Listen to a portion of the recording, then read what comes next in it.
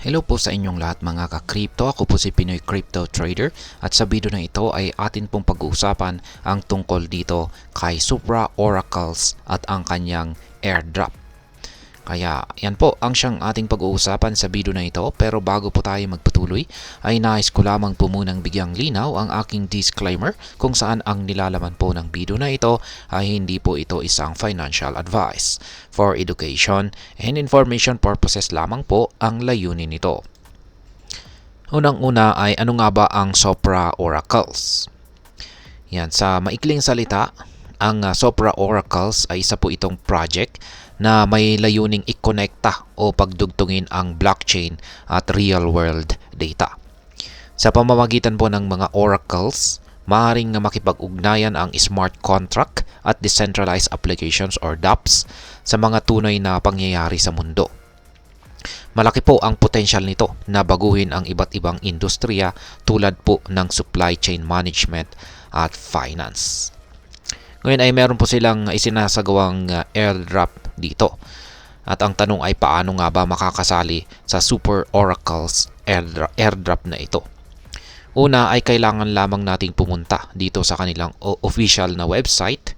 Yan, or official website ng Supra Oracles. Kaya yan, nandito po tayo. At mag-sign up at sumali sa kanilang countdown to blast off na kampanya. Yan po yung nakikita natin dito. Ang unang step ay yan nga, bisitahin ang kanilang website. Pumunta po rito sa kanilang website at hanapin yung kampanya or campaign na countdown to blast off. Yan, ito po yan. At step number 2 ay syempre mag-sign up. Ayan, mag-sign up. At dito po natin ilalagay ang mga pangunahing impormasyon at mag-verify ng ating identity. At step 3 ay kumpletuhin po ang ating onboarding process. Matapos po tayo makapag-sign up dito ay kailangan nating kumpletuhin ang onboarding process para makakuha ng instant na 1,000 Supra tokens. Ayan. Makukuha po natin kaagad yan, instant. Step number 4 ay mag-earn ng stars. Maaari po tayong mag-earn ng stars sa pamamagitan po ng pagkumpleto ng mga task at missions. Pwede rin tayong makakuha ng additional stars sa pamamagitan po ng referrals or pagre-refer o pag-i-invite ng ibang mga gustong maki-join dito sa Supra Oracles airdrop na ito. Ayan.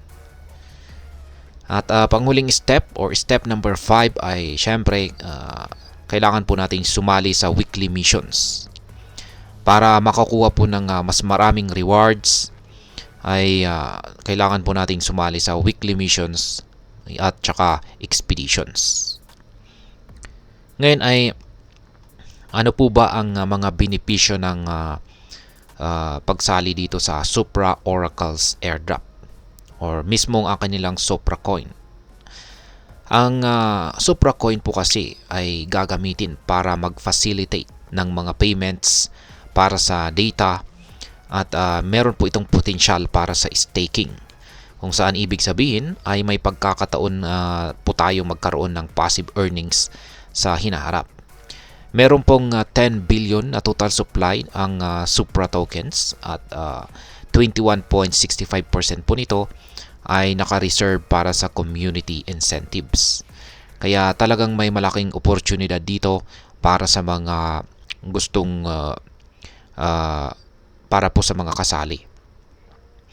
Ngayon ay ano naman po ang mga komplikadong aspeto ng Supra Oracles airdrop.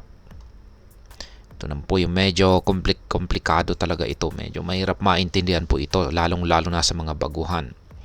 Sa financial side po nito ay ang ilang mga technical technical terms na dapat po nating malaman ay tulad ng smart contracts. Ito po ang mga self-executing contracts na ang terms and conditions ay direkta po na naka-code sa lines ng code.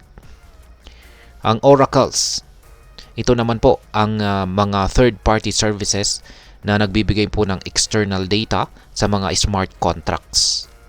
Nagsisilbi po silang tulay sa pagitan ng blockchain at ng real-world data.